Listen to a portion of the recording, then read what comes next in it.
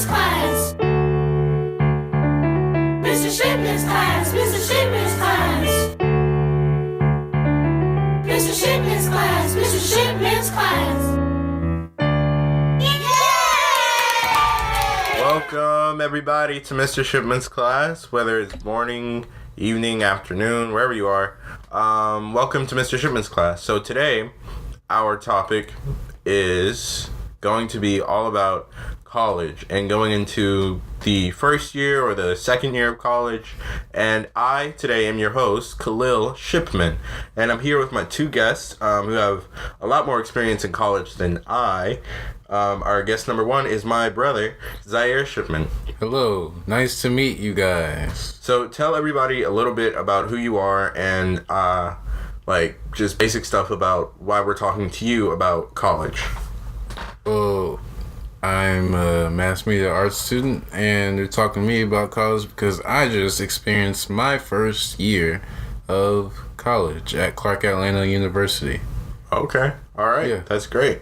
And our second guest today is going to be Benijian. So tell us a little bit about yourself. Well, my name is Benijian.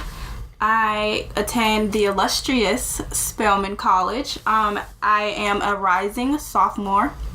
I am a former health science major, currently an English major on a pre-med track. All right, that's a lot.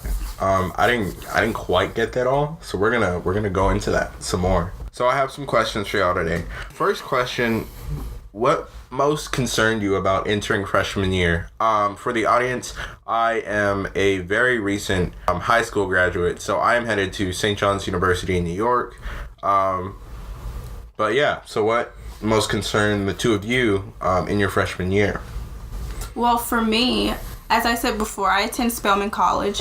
And for those of you who don't know, Spelman College is an historically black college, and it is also a single-sex college, so it's all females. So for me, one of my main concerns was being at a school full of females and not wanting to be involved in a lot of unnecessary drama, not wanting to be in arguments with people in my dorm because we were all females.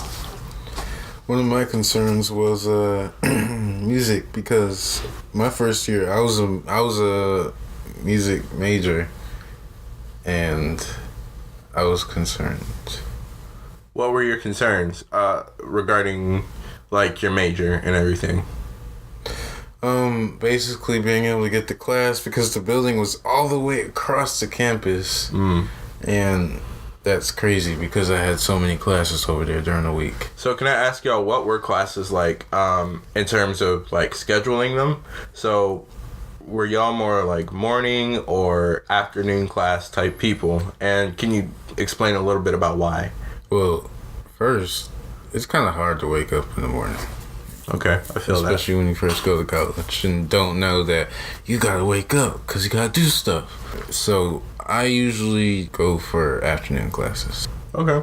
I know for a lot of high school students, tardies are a big thing, and they're always stressed. But Benijian, how did you feel about picking when your classes were? Well, for me, I wasn't sure going into college if I was going to be more of a morning class person or afternoon class person, just because of the fact that it is so different from high school.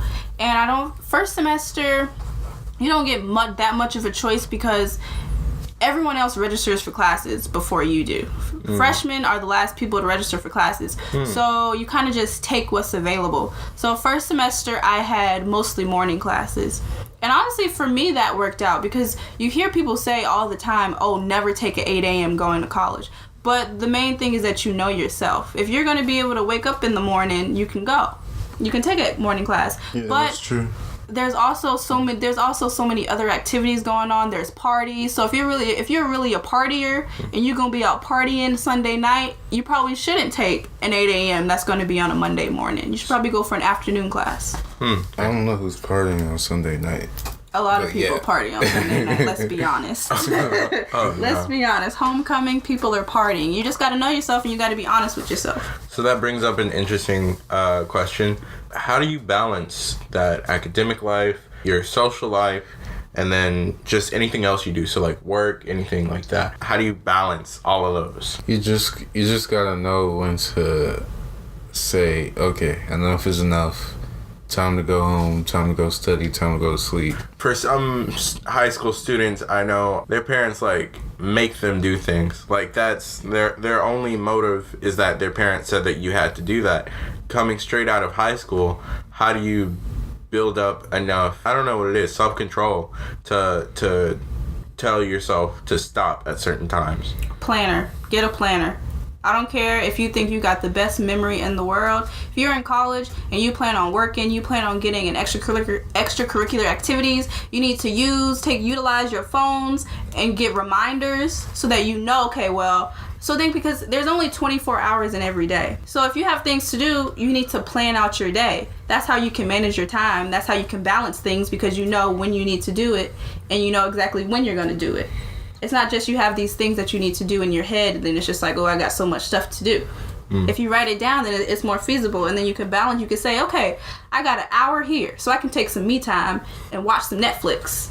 Or I got 2 hours here so I can go hang out with my friends before I have to sit down and start studying for my midterm or for my test. So I really like what you said about you have a phone. Everybody in this earth almost has a phone. Certainly, most of the people that go to college will. So I like that you said, like, use that as your reminder if you don't have like a dedicated planning book yet. Like, even though I do feel you on the planning book thing, because it's so much better when you write it down, because you remember that you wrote it, and then you remember that you have to do it, and so on and so forth. But yeah, I really like that attitude about like using everything around you to like direct yourself towards your goal. That's pretty cool. And the best thing about reminders is it pops up on your phone as a text, and it won't go away until you press complete. So every time I would go unlock my phone, I still remember this. Every Tuesday at 2 o'clock, I had math tutoring. And I remember that because every single Tuesday, it popped up on my phone for a whole semester. So every single Tuesday, like, and you get into a habit where, like, you know it's going to pop up on your phone, you know? So you brought up math tutoring. What were you all's study habits like? So let's start off with, for instance, where did you study? Where was your tutoring class? Well, for me, I had mandatory tutoring I was in my first semester and second semester, actually, I was a health science major, and I was a part of the health science living learning community. So I was living with other females who were the same major as me. So everybody on my hall was the same major, and we all had these mandatory tutorings and things. So we had an academic building that we were in. But for me, my place that I studied was the Dunkin' Donuts on Clark's campus. Okay. That was the place. There's a nice little seat in front of the window where I could sit. And by the end of the semester, by the end of the school year, I was like, that's my spot. So going into sophomore year, I don't need to be worried about other places to go study. I know what works for me. Yeah, just a side note so that you guys know. The reason that she can go to Spelman and then go to Clark's campus to study is because the AUC is all 3 different campuses, all kind of jumbled together, and we share a whole library and everything. And for our listeners that don't know, what is the AUC? The AUC is the Atlanta University Center. Oh yeah, the Atlanta. And it's made up of Morehouse, which is an all-boys school. Yep. Spelman College, which is the #1 HBCU in the country. Oh wow. And Clark Atlanta University, which is the only co-ed institution on campus. And they're all HBCUs. So Zaire, where did you choose to study throughout this year? If not in my room, usually the library. How do you guys think your choice of a place to study affected how you got into that mode? How you focused, basically? I don't know. Everywhere you go, there are distractions. If I'm being honest, especially in the library for some reason. Honestly, I'd say the worst place you could study is in your room. Okay. So what was it like having a roommate, and what tips would you give to avoid conflict with a roommate? Basically, I just say respect your area, respect your stuff. Actually, Benizian was telling me that earlier. Respect your area, respect your stuff. You don't expect to automatically just be friends with your roommate. Because, I mean, my roommate before, my first roommate, we weren't friends right off the back, but we still got along, you know. Benicio? I had a really good roommate experience. Shout out to Amber. She was one of the best. Well, I guess by default, she's the best roommate I've ever had because I've never had another roommate. But I would say, as advice, is to communicate with your roommate. And I know one thing that Spelman did that other institutions may not do is we have roommate agreements. So we have lists of questions. And we each would go in and answer those questions like, do you have morning classes or do you have late classes? Like, do you mind if there's someone else in our room at a certain time? Because it's good to keep in mind, you may be living with your roommate, but you guys may not be best friends. So you guys may have different friend groups, and you also may have different classes. So if I have a test on Thursday, I don't necessarily want your friends in the room till midnight Wednesday night. You know, so it's good to have those conversations. So being open with your roommate, but also keeping in mind and trying to understand that your roommate doesn't come from the same environment that you're coming from, and they weren't raised the same way that you were. So something that may just be a big conflict for you may be something that hasn't even crossed their mind. So it's good to just talk to your roommate and not just to other people about the problems you're having with your roommate. Yeah, I know. Yeah, I know something similar that my school, St. John's, has to the sort of roommate agreement thing is just to actually match and find your roommate on their own server. You have to fill out a whole survey talking about what kind of music you like, how you like sleep with noise and everything, if you're comfortable with more people in the room, stuff like that. So yeah, that and clear communication really seem to be the key to having a respectable roommate agreement. One big point, please keep a clean bathroom if you're sharing one. Please. I know different colleges have different bathroom situations, communal bathrooms, which probably really nasty.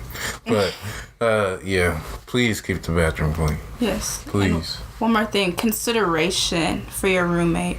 You know, you're in college, and a lot of people say, you know, I'm grown now, I don't need to tell somebody when I'm coming and when I'm leaving. But if you know you're going to be out partying till maybe 2 o'clock in the morning, 3 o'clock in the morning, maybe just give your roommate a heads up. It's like, hey, I'm going to be coming in late tonight, so that they're not peacefully asleep and then you come walking in at 4 o'clock in the morning waking them up. You know, if you tell them, then it's like, okay, if I'm woken up, I'm not as mad about it because you told me beforehand you were coming back late.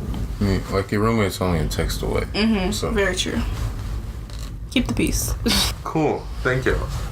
So how do professors, how would they encourage that sort of critical thinking and I guess individuality in the classroom? They'll fail you in a heartbeat. Oh. If you come in there thinking you can do the same thing you did in high school, they will fail you in a heartbeat, and they won't feel bad about it because they would say to you, you could have came to my office hours. So tough love, okay. Zaire, what were your experiences with college professors in contrast to high school teachers? I know one thing I can say while you think about that. I'll say for me, I think high school teachers were much nicer, you know? I had teachers, if I was doing well on my tests and stuff, but then I failed one test or I didn't do bad on one test, they'd come to me and ask me, like, you know, what happened with that test, you know? But in college, it's different. Unless you approach your teacher, they're not really going to approach you. Like, it's up to the student to form that relationship. So Zaire, like, what were some of your favorite courses in college? I took a sociology course last semester, and I think really the professor makes the course, if I'm being honest. A good professor, you'll just fly right through the class. Like, it's a class that you actually feel like getting up for. It's a class that you actually feel like doing the work for because you like the teacher. Now, a teacher that you don't like so much, or they don't explain the work, you just gotta work with them, you know. So how do you I guess try to like persevere through a boring class or an unengaging class? It might not be boring to other people, but for you it just doesn't quite click. How do you like keep steady and try to get a good grade in a class like that? For me, I feel like I have to keep the end goal in mind. Taking chemistry, was not something I wanted to do. It's not a class I enjoyed. It was a very difficult class. But I have to keep in mind, if I want to be a doctor, I got to take chemistry.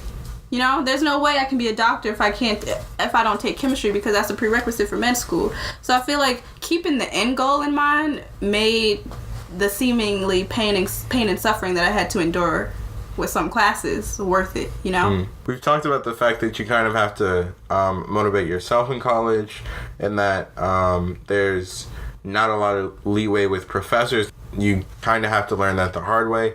So yeah, if you took like one lesson from freshman year, what would that be? To do what I enjoy. And I said before that I was a former health science major on a pre-med track, and now I'm an English major on a pre-med track. And that's because college is hard, It's like you're 18, living at home with your parents, and all of a sudden you're on your own. I mean, you still got to go home eventually, but it's like you're on your own for the most part, and so you're finally at a point where you have to make decisions for yourself. And so on top of that, you have school, you have jobs, you have friends and social lives. I mean, at a HBCU, there's always parties. So for the hardest lesson that I learned was to do something that I enjoyed in school, because as a health science major, sometimes I didn't do my homework because I didn't enjoy it, and I would go to a party instead. And I feel like there's so many things to distract you from the real reason why you're there, to actually get an education. So for me, I had to learn that even though health science major is what my parents wanted me to do, it's what I felt like I should have been doing, I didn't enjoy it enough to do it. It didn't bring me happiness to do that. And I can still end up in the same place I want to end up as an English major. So what would be a lesson that you've learned from the freshman year of college? There are plenty of people that are out there willing to help you and willing to do the same things you're willing to do. For instance, this I Geek and Jerry project I have, which is a short film that I created back in high school. I got a couple people to help me out with it, and we were filming it and getting it done in the dorm room in between hours between our classes and going to sleep and whatever we were doing. Sometimes we were up there till like 8 o'clock from 5. Crazy, but all right, so in closing, what advice would y'all give to entering freshmen? You'll find your people. I definitely say that, because no matter what, it's not going to be like high school where you may or may not have all the friends in the world. I think you'll definitely find some people you can vibe with at school. Advice I would give to incoming freshmen: just remember who you are. Remember who you want to be, because it's easy to just fall into a system of what other people are doing. Also, I feel like it's important to have something that's going to keep you grounded, something that when you feel like you're getting too overwhelmed and too stressed out about school, you have something that you can go to de-stress. And it's really important to be able to take me time, because it's easy to get overwhelmed. So taking time for yourself, remembering who you are, and just remembering that at the end of the day, you made it this far, you made it to college, so you can do it. All right, thank you guys very much. As an incoming freshman, I think I've learned quite a lot in this conversation. Thank y'all. And you can find more information on this podcast on terranceshipman.com, TERANCESHIPMAN.com. You can find this very podcast on the iTunes Store or SoundCloud. So yeah, I will see y'all next time. This has been Team Shipman signing out. Bye. Have a good one.